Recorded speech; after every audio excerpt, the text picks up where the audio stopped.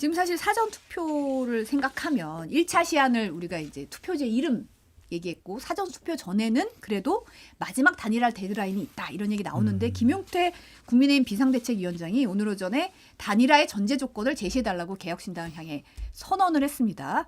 서지영 국민의힘 선대위 홍보기획단장은 마지막 토론회 끝나고 28일 아침이 분기점이라고 했는데 이 얘기는 결국 안철수 모델 얘기하는 거잖아요. 근데 이준석 후보 할 생각이 없다니까요. 김용태 의원한테 제가 답을 드릴게요. 단일화 전제 조건. 뭐냐면 김문수 후보 사퇴입니다. 그리고 이준석 후보로 중도보수 우파 후보 단일화예요. 그거 외에는 이준석 후보가 할 생각이 없어요. 그래서 그만 좀 괴롭히셔라. 그렇게 말씀드립니다. 그러니까 단일화 저는 일관되게 한 번도 말을 바꾸지 않고 단일화 안 할 거다, 안 될 거다라고 얘기를 했고요. 그러니까 뭐라도 지푸라기라도 이제 잡는 건데 그때 윤석열, 안철수 그때는 사실은 물밑에서는 뭔가 얘기가 있었어요. 그게 이제 장제원 의원이 그때 막판에 이제 가서 뭐 후보 TV 토론 끝나고 그때 KBS에서 끝나고 이렇게 모셔가가지고 뭐 처남댁인가 어디에서 뭐 술 마시고 뭐 이런 게 있었잖아요. 그러니까 물밑에서는 얘기가 있나? 제가 알기로 개혁신당하고는 아예 물밑에서 얘기조차 없습니다. 그러니까 그냥 이거는 끝났다라고 보는데 뭐 이분들은 최선을 다 해야 되는 거니까. 근데 굉장히 보는 국민들은 피곤하다 솔직히 그 생각이 들고 제가 목 놓아 맨날 얘기하는 거 그 이재명 후보님께도 민주당한테도 맨날 얘기하는 거 결선 투표제 좀 도입하자 진짜. 이거 단일화 얘기 좀 그만 좀 했으면 좋겠다 제발 진짜. 맞아요. 네. 지금 보면은 천하람 개혁신당 선대위원장이 오늘 아침 CBS 김현정의 뉴스쇼에서 이런 얘기했어요. 안철수 의원이 좋은 뜻으로 열심히 하는 거 다 아는데 안철수 의원이 와서 단일화 얘기하면 호객행위가 아니라 고객 내쫓는 거다. 단일화에서 뒤통수 맞은 분의 대표 주자 같은 거라고 했던데.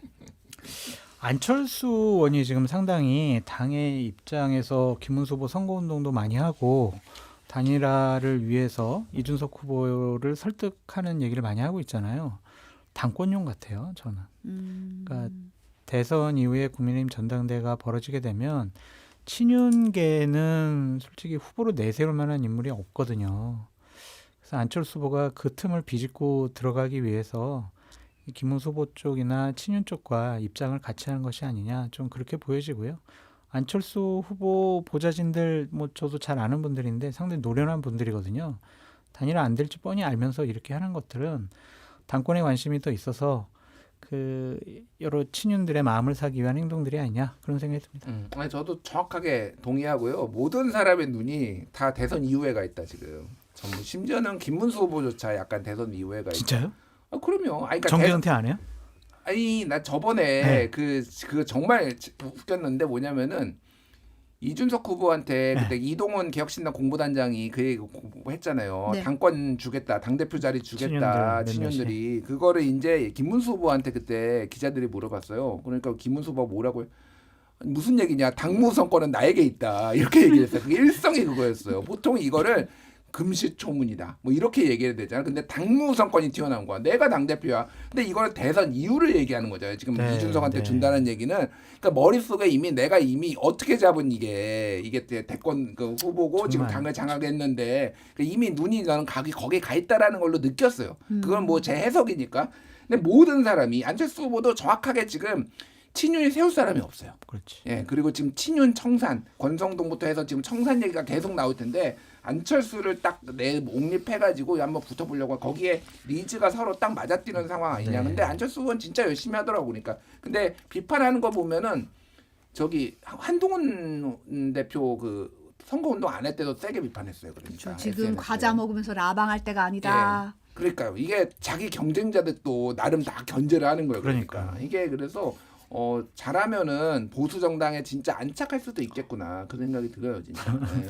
아니 근데 저는 천하람 의원 얘기가 단일화에서 뒤통수 맞은 분의 대표 주자 같은 거 얘기할 때 이 단일화를 할 때 당대표가 누구였냐 생각하면 이분들이 왜 사이가 안 좋았나 뭐 이런 이 전에 그 구원들이 좀 있잖아요. 그러니까 이준석 대표 그때 대표는 단일화 끝까지 반대했어요. 그러니까 이거 도움 안 된다. 그리고 지금도 결과론적으로 지금 이겼으니까 그러는데 그 정말 표가 정말로 도움이 됐느냐에 대해서도 논쟁이 있어요. 그러니까 실제 뭐 어쨌든 그러다 보니까 뭐 모르겠어요. 근데 이제 뭐 굳이 천하람 대표가 또 안철수 의원을 이렇게 근데 이게 지금 이게 왜 개혁신당 입장에서는 중요하냐면요.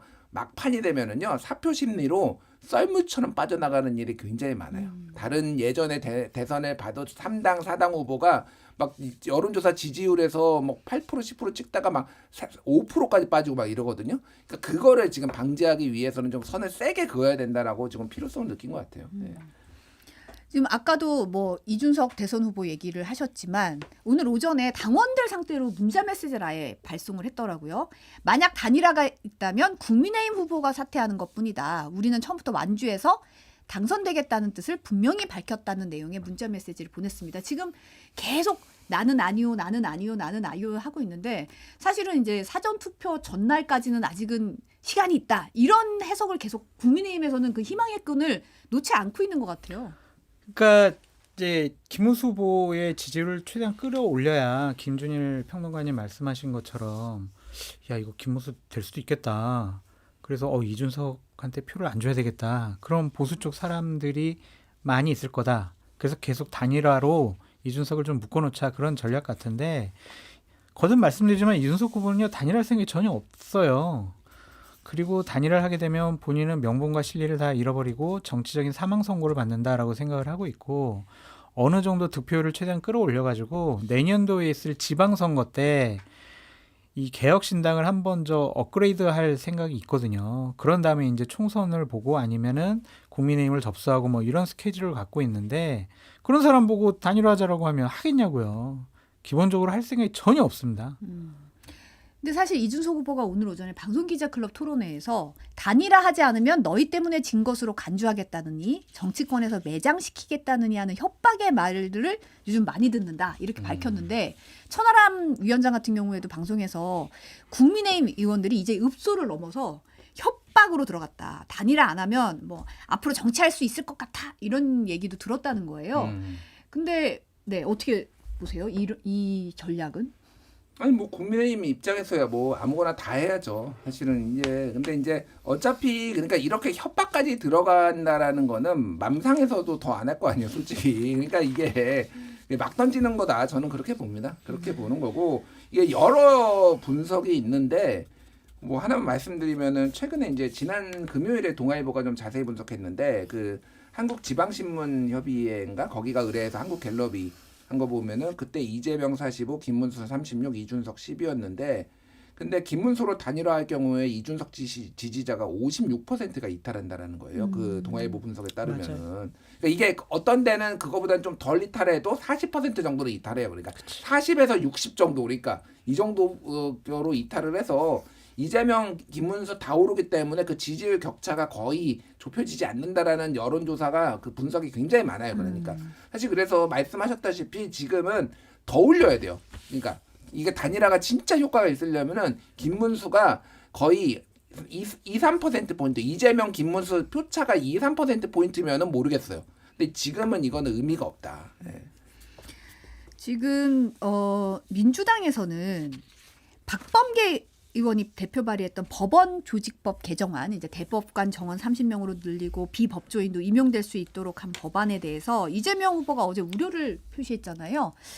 민주당이 오늘 법안을 철회한다고 밝혔어요. 잘하셨어요. 이게 사법개혁은 당연히 해야 되지만 그것은 국회 내에서 다수 의석을 갖고 있고 우리가 정권을 다시 가져올 가능성이 많기 때문에 우리 마음대로 해도 돼. 이러한 이미지를 보여주는 것은 결코 좋지도 못할 것 같고 득표에도 도움이 안 되고 사법제도 개혁에도 도움이 안 될 것 같습니다. 그래서 이제 새로운 정권이 들어서면 여야 간에 좀 합의도 하고 전문가들 얘기도 좀 들어보고 차분하게 좀 진행됐으면 좋겠습니다. 지금의 민주당식의 사법개혁은 윤석열 전 대통령이 의대 정원 2,000명 증원 이런 사회적인 합의 없이 본인이 그냥 내질른 거랑 똑같다고 좀 생각이 들어요. 이런 것들이 결국에는 저 같은 보수파 평론가는 대법원에서 이재명 후보에게 대해서 상당히 좀 불리한 판결을 내리니까 대법관도 압박을 하고 대법원도 망가뜨리려는 것 아니냐 그렇게 비판할 수밖에 없는 상황이거든요.